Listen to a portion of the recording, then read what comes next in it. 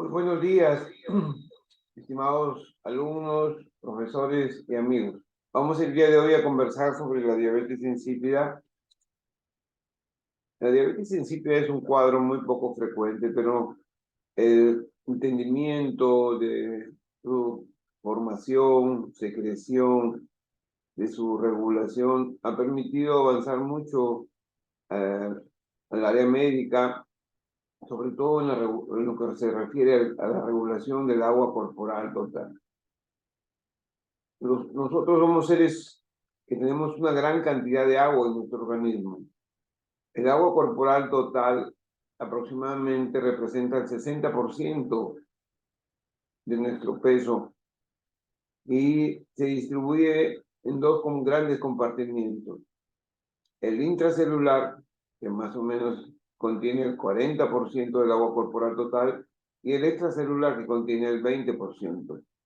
En el extracelular tenemos el intravascular y el intersticial, que se conoce como el líquido que baña las células. Ambos suman aproximadamente el 20%. La distribución del agua corporal total no es igual en los dos géneros. El hombre tiene un poco más de agua que la mujer.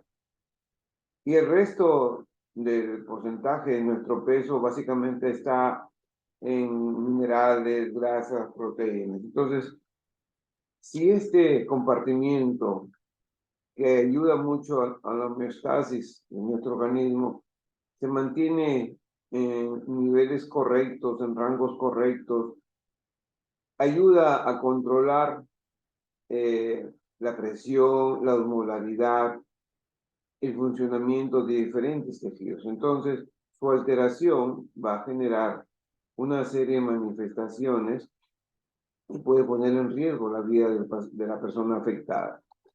Vamos a conversar un poco de cómo funciona este sistema regulador de agua corporal. Tenemos un centro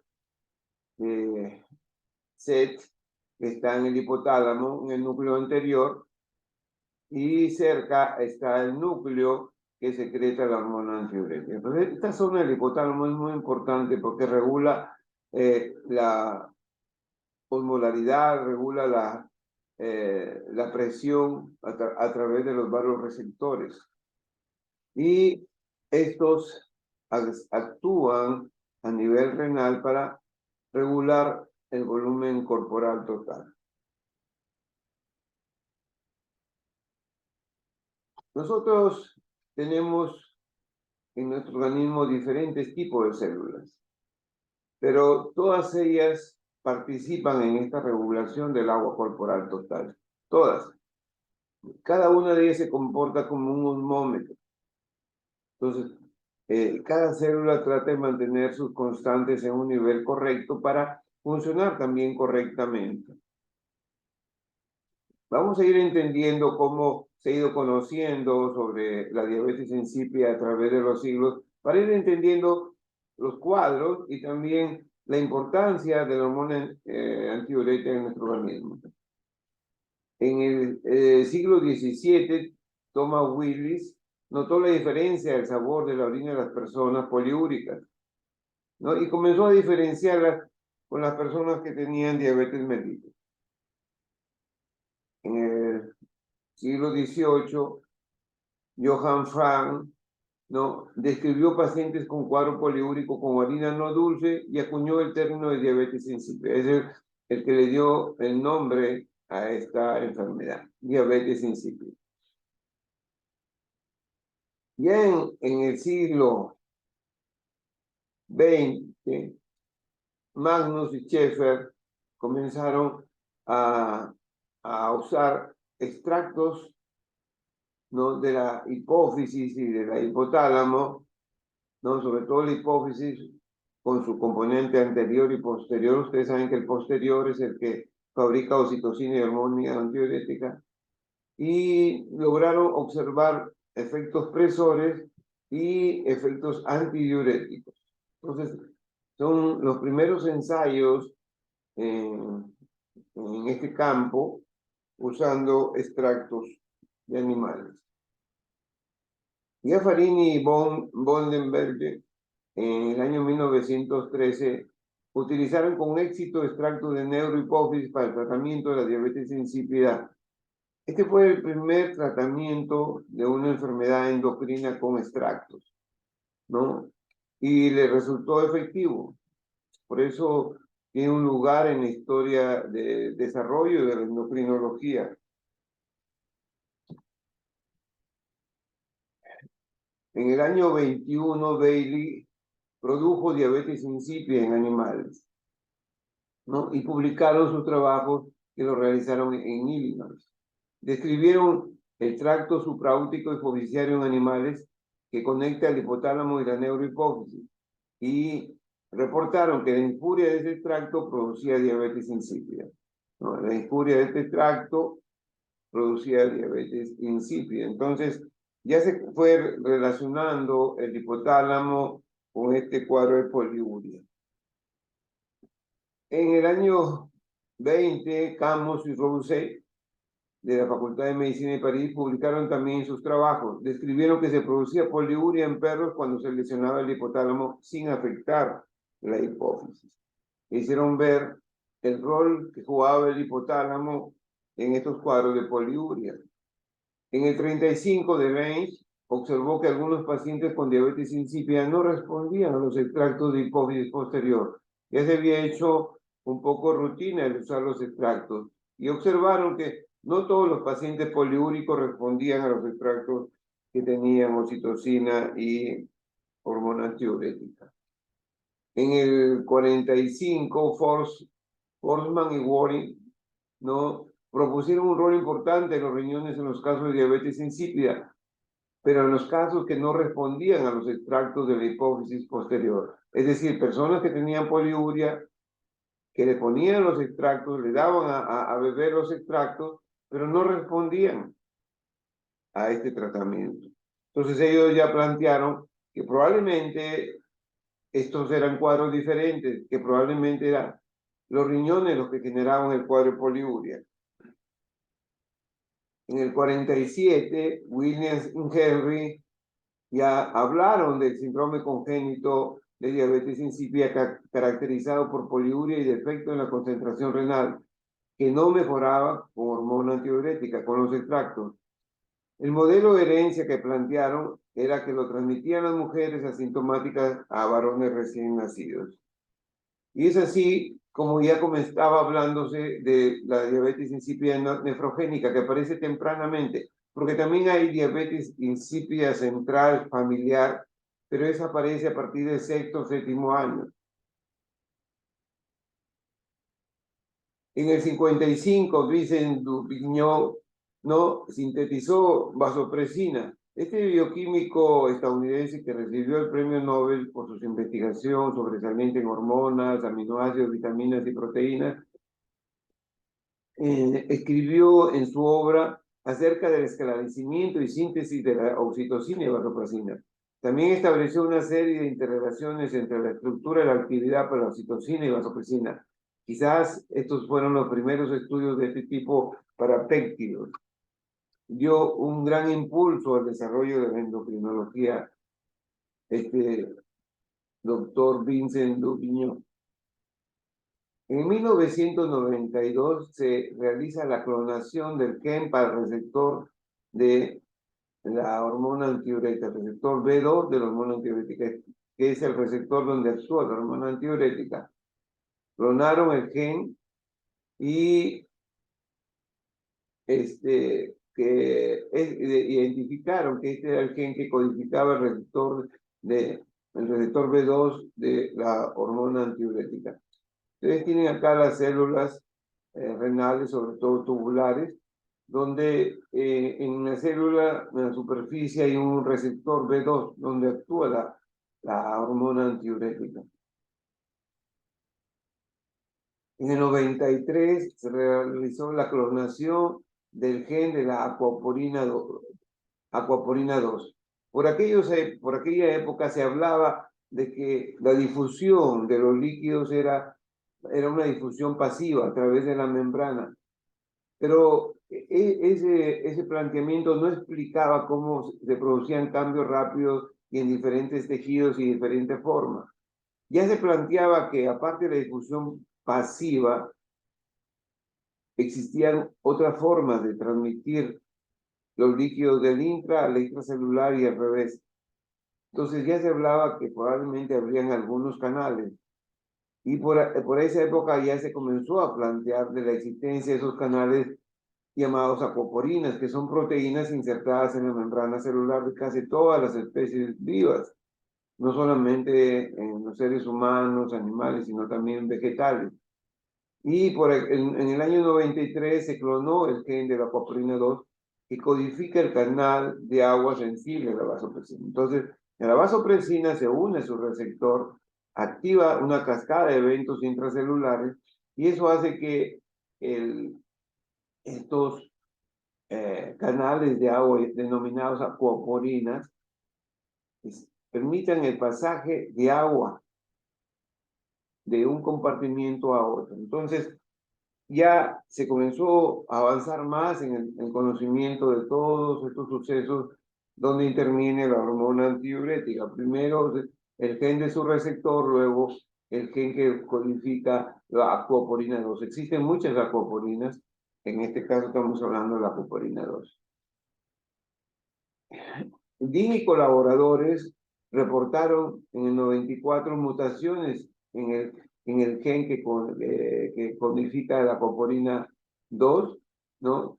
Y esto causaba lo que se denomina actualmente la diabetes insípida nefrogénica autosómica. En el 2003, Peter Abreu, que es un hematólogo, en búsqueda y en sus estudios celulares, observó estos canales que ya se habían denominado acuaporinas, y ese año él se hizo merecedor al premio Nobel porque con sus estudios logró un gran avance en el conocimiento de la regulación del agua corporal total. Entonces, ha habido mucho avance en las últimas décadas sobre esta enfermedad que nos ha permitido también entender otros cuadros y, lógicamente, cómo plantear cómo poder solucionarlos en el futuro o desde estos momentos. Pero entendiendo las cosas, ya podemos nosotros entender también la regulación hormonal en la que interviene la hormona antidiurética principalmente. Ahora vamos a la parte, lo que es la neurohipófisis y su relación con el hipotálamo. Habíamos comentado que en el hipotálamo existe el núcleo supraóptico y paraventricular, que tienen grandes neuronas con un axón muy grande, donde se sintetiza la hormona antidiurética y la oxitocina, y estas hormonas viajan a través de estos axones y se depositan en la hipófisis posterior, de donde salen al torrente sanguíneo. Entonces acá estamos viendo estas neuronas grandes, que son las que secretan y producen la hormona antidiurética y oxitocina. En cambio, estas otras neuronas pequeñas sintetizan también otras hormonas, pero estas no viajan por los axones, sino depositan en la parte, en el hipotálamo, en su unión con el tallo hipoficiario, y por vía porta hipoficiario bajan hasta la hipófisis anterior, donde existen diferentes tipos de células y en ellas se estimulan la secreción de diferentes hormonas. Acá tienen ustedes la secuencia de la hormona antidiurética, de la oxitocina y la vasopresina, que es el fármaco que se usa actualmente para tratar los casos de diabetes insípida. Acá tienen nuevamente, ¿no?, una imagen donde mostramos los núcleos paraventriculares supraópticos, que son los que producen oxitocina y hormona antidiurética. Aquí estamos viendo estas neuronas grandes donde en el cuerpo neuronal se produce la hormona antidiurética, primero como una preprohormona, luego pasa a ser prohormona y finalmente pasa a ser la hormona. Y en este transporte axonal es llevada por una proteína, la neurofisina, que es su transportador, y se deposita en los axones, en la parte terminal de estas neuronas, y de ahí pasa al torrente sanguíneo. Entonces, es importante entender cómo se secretan estas hormonas peptídicas, y como ven, es una hormona que tiene 9 aminoácidos. Sus efectos principales son la retención de agua, nos ayuda a mantener el agua corporal total, y interviene también en la homeostasis de la presión arterial. Por lo tanto, sus estímulos tienen que ver con esas dos funciones, la retención del agua y el control de la presión arterial. Para el primero, lo que la regula en su secreción son la presión osmótica, plasmática, y en cuanto a la presión, el volumen del líquido extracelular y vascular. Entonces está implicada esta hormona en dos cuadros que vamos a tocar. Primero la diabetes insípida y luego la secreción inadecuada de hormona antidiurética. Aquí tienen ustedes cómo la osmolaridad regula la secreción de hormona antidiurética. Cuando la osmolaridad disminuye, ¿no?, la hormona antidiurética baja. Cuando la osmolaridad va subiendo, comienza a incrementarse la secreción de hormona antidiurética. Entonces, con pequeños cambios de menos del 2% de la osmolaridad, ya comienza a liberarse hormona antidiurética. Y acá tienen ustedes el efecto de la hormona antidiurética a nivel urinario, ¿no? Aquí tienen una persona que tiene grandes volúmenes de orina y una osmolaridad de la orina baja. Le aplicamos o le damos hormona antidiurética y el volumen urinario comienza a descender a niveles normales, y también la osmolaridad comienza a subir. Entonces son efectos de la hormona antidiurética. Y acá tienen ustedes, ¿no?, los núcleos paragótricos ventriculares, los núcleos que regulan la osmolaridad, la presión y el volumen, y están muy próximos a estas grandes neuronas que hemos comentado. Nacen en el hipotálamo, son neuronas grandes que se extienden hasta la hipófisis posterior, y en la hipófisis exterior estos gránulos de hormona antidiurética son liberados por exocitosis. Son secreciones pulsátiles más o menos cada 15 minutos. Acá tienen ustedes los axones y los núcleos de estas grandes neuronas, ¿no? El supraóptico que es el que secreta la hormona antidiurética, y el paraventricular que sintetiza la oxitocina.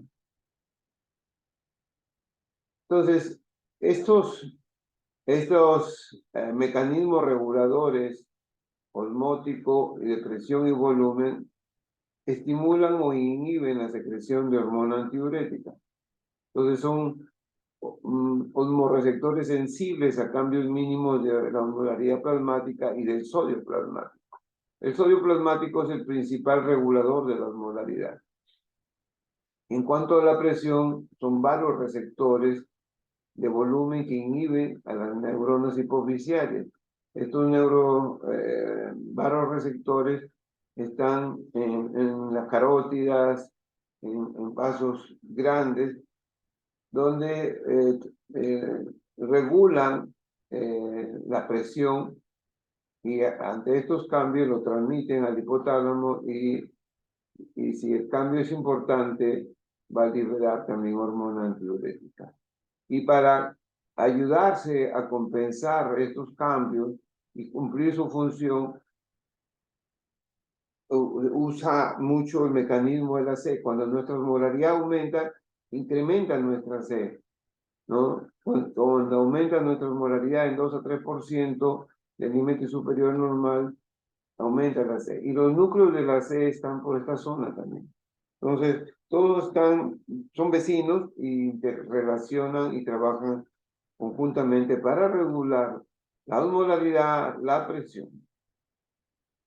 Acá tienen ustedes cómo están los principales reguladores de la hormona antidiurética, son la osmolaridad, ¿no? La presión y el volumen sanguíneo. Hay situaciones especiales donde cambian las cosas. Por ejemplo, en la gestación, los umbrales osmóticos para la secreción de arginina, vasopresina y FAC disminuyen aproximadamente en 10 micromoles cada uno durante el embarazo, ¿no? Entonces acá hay un desplazamiento del umbral osmótico.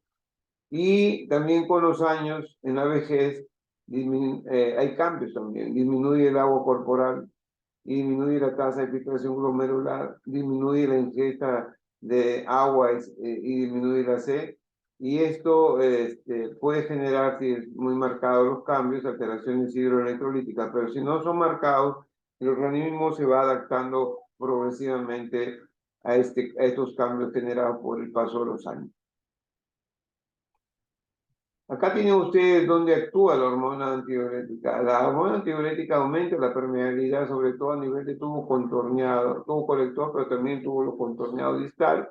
Aumenta la reabsorción de agua libre de solutos y con ello concentra la orina.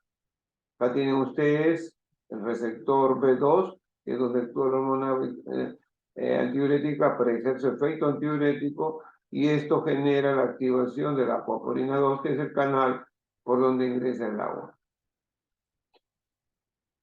Entonces, a nivel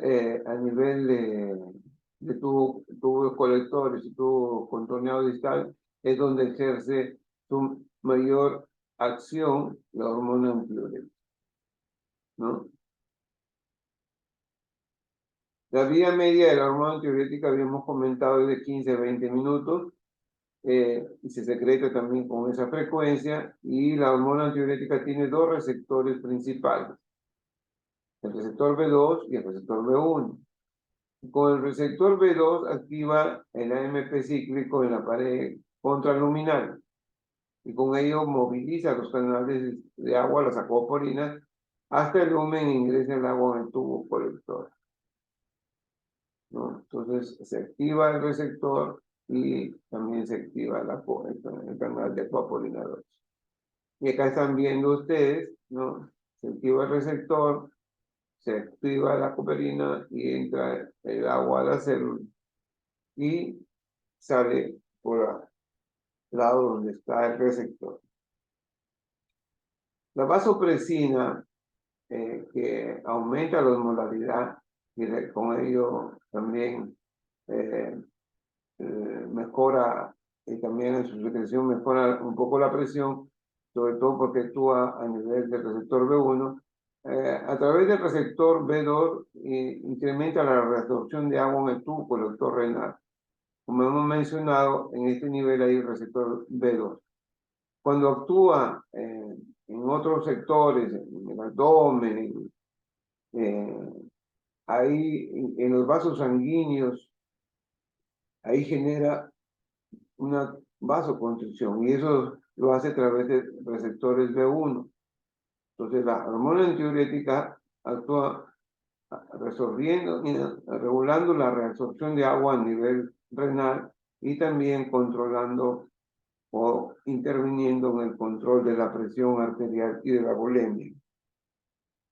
Pero lo hace por diferentes receptores, ¿no?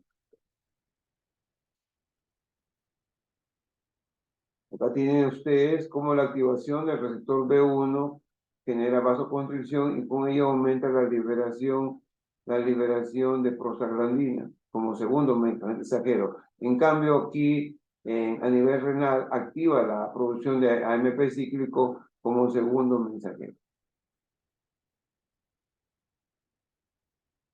Entonces, tenemos que las variaciones de volumen plasmático van a incrementar la secreción de hormona antidiurética, ¿no?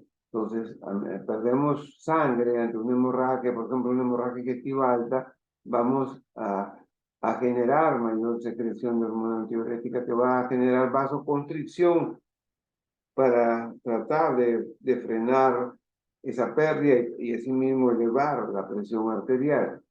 Y también ustedes vean que cuando va incrementándose la osmolaridad por encima de 2,95 ya comienza a liberarse hormona antidiurética. Acuérdense que la osmolaridad normal está entre 2,75 y 2,95 miliosmoles. Entonces, cuando no tenemos hormona antidiurética o cuando está muy baja, la producción de orina se incrementa. Y si nosotros aplicamos hormona antidiurética, ¿no? Vamos a disminuir la producción de orina a niveles muy importantes. Por eso también cuando se maneja hormona antidiurética o la desmopresina hay que hacerlo con mucha precaución porque podemos sobrecargar de agua de líquido y producir una hiponatremia en nuestro organismo. Entonces, la diabetes insípida, por definición, es la incapacidad de conservar el agua libre de soluto y genera por ello una poliuria. Y decimos que es poliuria cuando la diuresis de 24 horas es mayor a 50 mililitros por kilo. Es decir, si una persona pesa 70 kilos, cuando está orinando más de 3,5 litros, decimos que está en poliuria. Y en estos casos también va a haber una orina diluida, menos de 300 milimoles por kilo. Cuando la persona puede compensar esa gran pérdida de volumen por orina bebiendo líquidos, no va a generarse hipernatremia, pero cuando no lo puede hacer, sí puede generarse y observarse hipernatremia. Y en este caso se debe a que ante los mecanismos que hemos mencionado, en los que debería liberarse hormona antidiurética, no sucede, porque ha disminuido su producción por alguna noxa.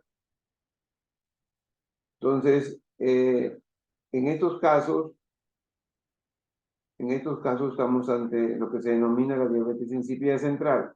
Cuando sí existe una poliuria, ¿no? Pero los niveles de hormona antidiurética están normales e inclusive podemos aplicarle y no responde, no disminuimos la poliuria, no mejoramos la osmolaridad. Entonces, en esos casos, es una diabetes insípida nefrogénica, que son los dos tipos principales de diabetes insípida. Entonces, en la diabetes insípida hay disminución de la secreción de hormona antidiurética, esa es la central, y en la diabetes insípida nefrogénica hay una respuesta inadecuada a la hormona antidiurética. En ambos casos, podemos encontrar grandes volúmenes de orina, de 40 a 50 mililitros por kilo. Vamos a encontrar una osmolaridad urinaria baja y una densidad urinaria también baja. El paciente va a experimentar poliuria con mituria, ¿no? Y una hipostenuria. Y esto le va a generar un incremento de la sed, una gran polidipsia. Cuando decimos hipostenuria, estamos haciendo referencia a la determinación de una orina muy diluida en la que el riñón es incapaz en esta situación de producir una orina concentrada. Entonces, los síntomas en la diabetes insípida son exceso de sed, producción excesiva de orina, una orina muy diluida y clara, y eso lógicamente genera una deshidratación con sequedad de la piel y mucosas, y como se presenta a veces abruptamente puede generar ansiedad, mucha ansiedad si la persona tiene alguna limitación para obtener los líquidos y compensar la sed. Entonces, la poliuria y polidipsia son los cuadros. Como ven, la poliuria y polidipsia no solamente se ve en la diabetes mellitus, sino también en este caso estamos hablando en la diabetes insípida y también no son los únicos cuadros, y vamos a mencionar otros más. Es una poliuria permanente que a veces llega a superar los 6 litros a 12 litros al día. con nicturia, es decir, no solamente orina en el día, sino en la noche también, que a veces les incomoda mucho, se pasan la noche en vela orinando. Y la orina es muy transparente, como el agua. Y la polidicsia mientras el paciente está consciente y pueda encontrar y tomar agua, es otra manifestación frecuente, ¿no? Porque se está generando una gran deshidratación en forma aguda. Y si existe algún grado de deshidratación moderado a severo, ya hay compromiso general, manifestado como fatiga, somnolencia. No existe un signo así físico que diga, este signo es patognomónico o sugestivo de la diabetes insípida. Lo que tenemos acá es un cuadro de polidicsia, poliuria, a veces manifestaciones de deshidratación, y a veces no lo vemos nosotros, sino que el paciente es el que lo refiere.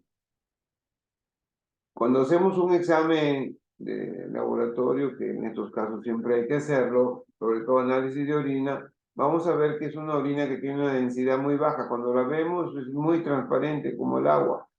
Y a veces las densidades son de 1000, 1001, 1002, por general son menos de 1005.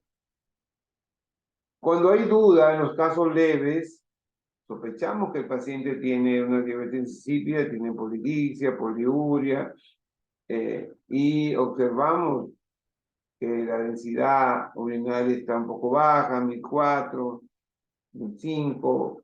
Entonces nos queda alguna duda para instaurar, para hacer el diagnóstico y luego instaurar un tratamiento. Podemos usar una prueba de restricción hídrica. Hay que preparar al paciente, explicarle lo que se le va a hacer, tener su consentimiento y estar a su lado para atenderlo, porque vamos a estar expectando su poliuria, es decir, su deshidratación, y eso le genera un poco de angustia y temor.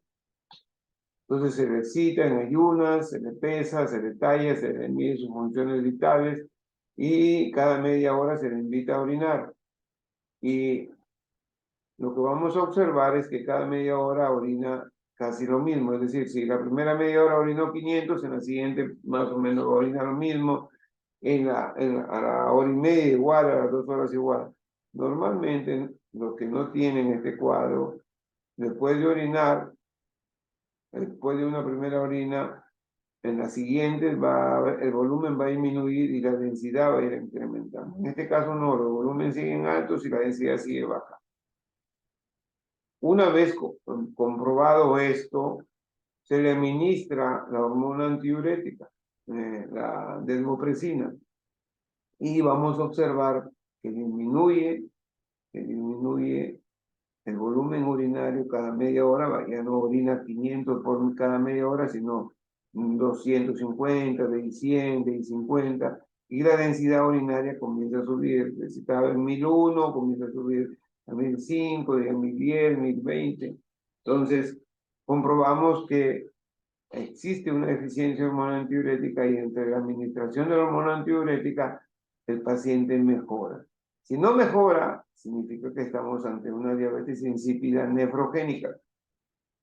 A veces diferenciar la diabetes insípida central con otra variedad que se llama la potomanía o diabetes insípida dixógena es difícil, pero también sí se observa en ellos una respuesta ante la administración de hormona antidiurética. Si tenemos hecho el diagnóstico clínico bioquímico y sospechamos que la diabetes insípida es central, debemos pedir una resonancia magnética hipotálamo hipófisis. Si es que tenemos en nuestro medio, el paciente puede acceder a ella. Si nada más donde vivimos tenemos una tomografía, bueno, realizaremos este estudio y vamos a observar si existe alguna alteración, alguna lesión a nivel de hipotálamo, a nivel de hipófisis.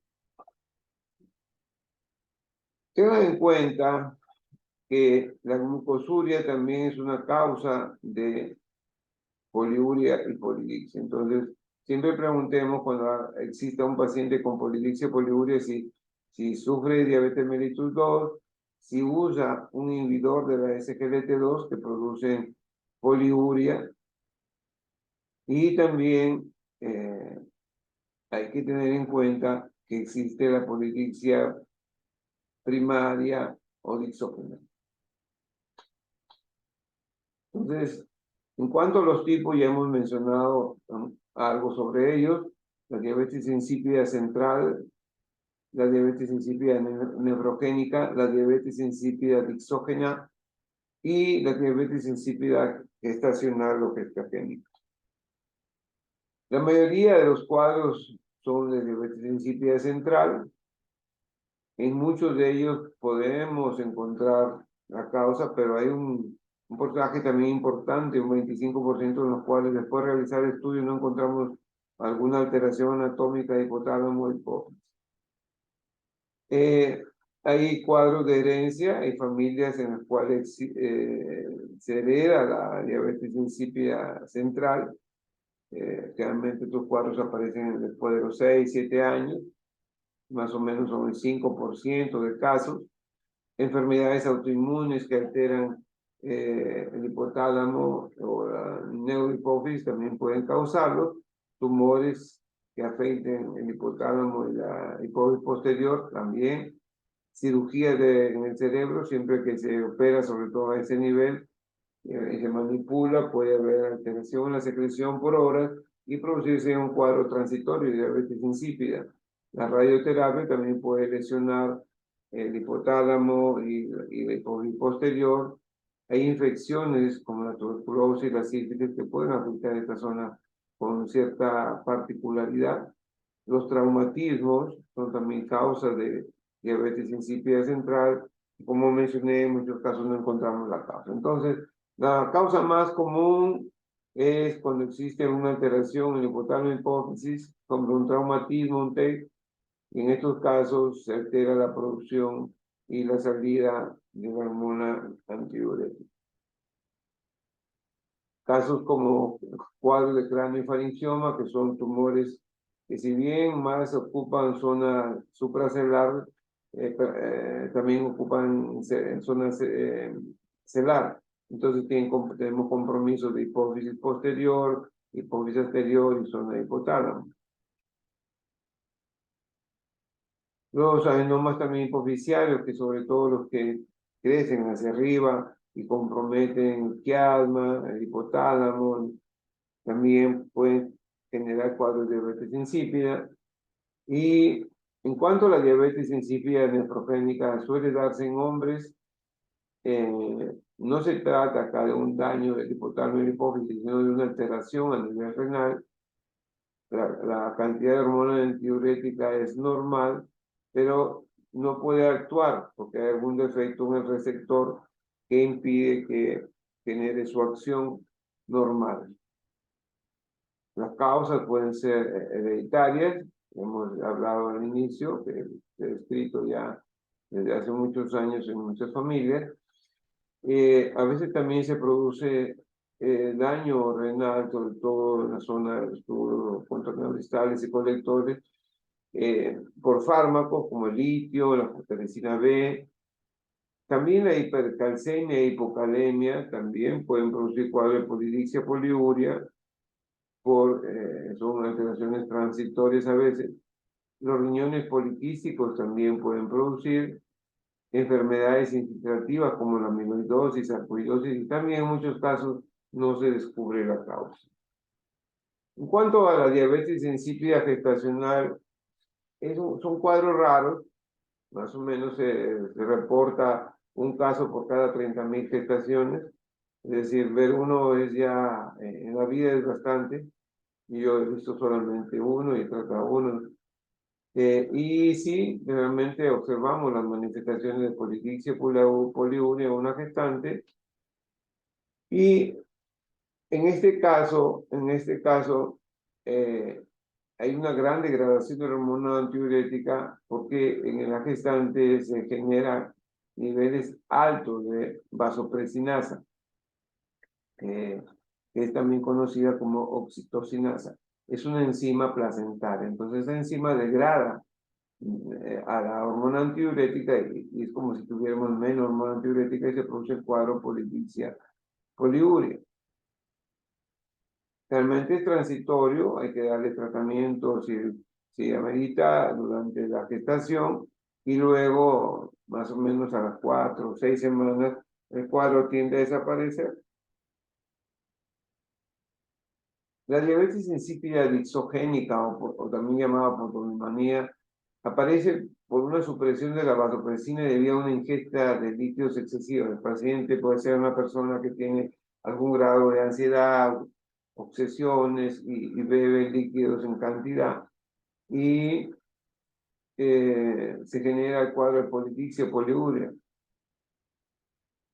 Por lo general no se encuentra ninguna alteración en los estudios y a veces es bien difícil diferenciarla con una diabetes insípida central. Se plantea últimamente que podría haber una alteración en la respuesta a la hormona antidiurética en ciertas personas ante diferentes niveles de osmolaridad sanguínea, ¿no? Que en estos casos, que son poco frecuentes, no es simplemente por un cuadro psiquiátrico, sino también porque algunos cambios generan una respuesta diferente en ciertas personas. Es un tema muy importante por investigar y existe, también es poco frecuente. Entonces, el tratamiento no es el mismo para todos los casos. Cada caso se debe tratar de manera diferente.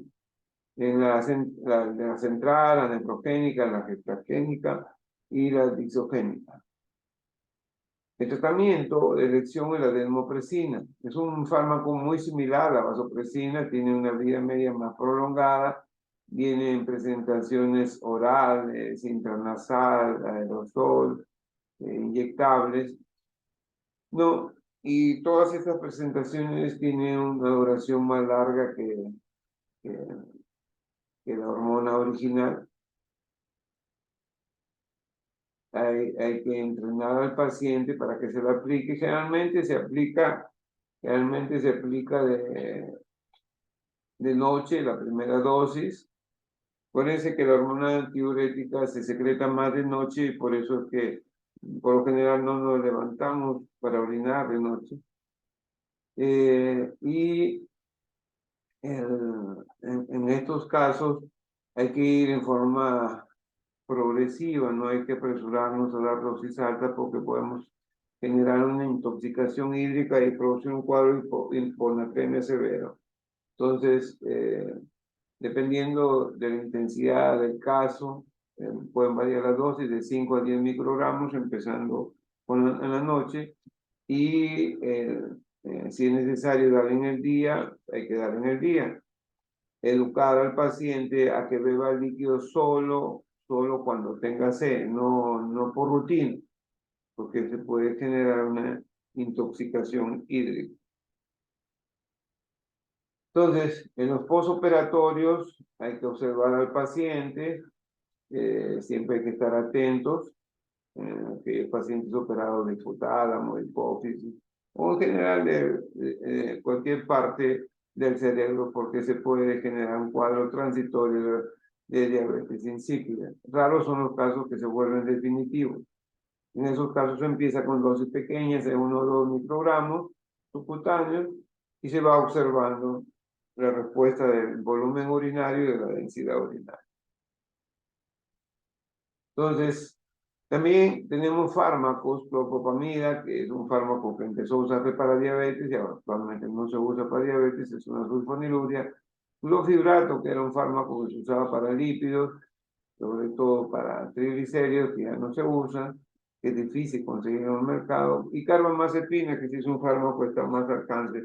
Para la diabetes insípida leves, transitorias, se pueden manejar en algunos casos con estos fármacos. En el caso de la diabetes insípida nefrogénica usamos hidroclorotiazida y también indometacina, que es un AINES antiguo, y a veces también se puede usar la desmopresina cuando se logra un efecto con la hidroclorotiazida y indometacina. Para potenciar ese efecto se puede usar dosis pequeñas de desmopresina. Favorece la sensibilidad de los riñones al efecto de la vasopresina, estos fármacos orales. El mecanismo por el cual se usa es un poco complejo y se basa en la excreción de agua y sodio en la primera parte de los túbulos renales, que son los túbulos proximales. Esto deja menos líquido disponible para su excreción en la última porción del riñón, tubular, túbulo distal, tubo colector, la porción que es más afectada por la diabetes insípida nefrogénica, limitando así el volumen total de orina que puede ser excretada. ¿No? Entonces, en la diabetes insípida nefrogénica es una diabetes que no responde a la desmopresina, hay que disminuir el consumo de sal y usamos, como hemos mencionado, esa tiacida, hidroclorotiazida. También se puede usar amilorida, sobre todo cuando hay toxicidad por litio. Y los AINES pueden usarse la indometacina o el ibuprofeno. En cuanto a la diabetes insípida gestagénica, el tratamiento es con desmopresina, empezando con dosis pequeñas en la noche y evaluando las respuestas con el volumen urinario y la densidad urinaria. En estos casos sí hay que hacer un seguimiento cada 15 días para estar pendiente de la paciente, porque genera mucha ansiedad este cuadro. No, en cuanto a la dixogénica, no existe tratamiento. Los pacientes muchas veces se acostumbran a beber ellos y compensar este circuito de polidixia poliuria. Pero cuando los síntomas son muy marcados, se puede usar desmopresina al acostarse. Entonces, como conclusiones, podríamos decir que la vasopresina se sintetiza en el hipotálamo y se almacena en la neurohipófisis. Su liberación máxima es nocturna y eso evita que nos levantemos a orinar, la nicturia. Los mecanismos reguladores principales se activan ante cambio de osmolalidad plasmática, hipolemia o presión arterial. La hormona antidiurética actúa a nivel de tubo colector y también de tubo contorneado distal, aumenta la resorción de agua libre y concentra la orina. La clínica es básicamente de poliuria, nicturia y polidixia. Se debe distinguir entre la diabetes central, nefrogénica y la polidixia primaria o potomanía.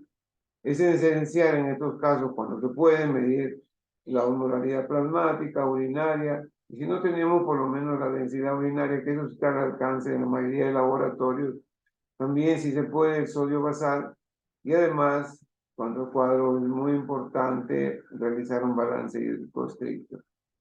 Muy bien, eso era lo que quería comentarles. Les agradezco mucho por su atención. Les deseo que tengan un feliz día.